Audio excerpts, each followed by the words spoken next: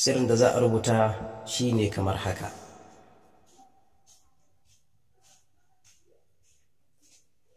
anuhin anuhin. Bayan an rubuta anuhin anuhin anuhin kamar yadda aka gani haka, sai ƙasa a dawo nan a rubuta ajib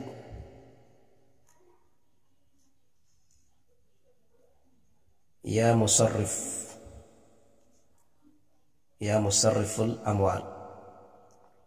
ajib ya musarriful amwal. ajib ya musarriful amwal kamar haka, ajib ya musarriful amwal.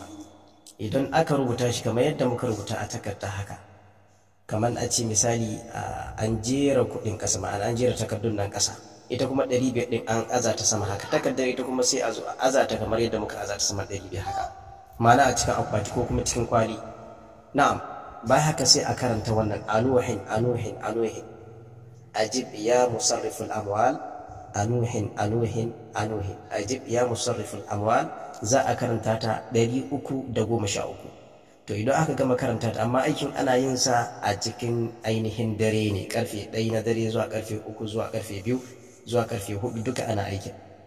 Bayan an gama, bayan sallar asuba, sai ainihin a zo a buɗe wannan akwati. To insha Allah lokacin da aka buɗe sai a rufe idanu. Idan aka rufe idanu sai a aza hannu saman wannan takarda, a dauranta a aza hannu sama wannan takarda sai a ɗauke ta.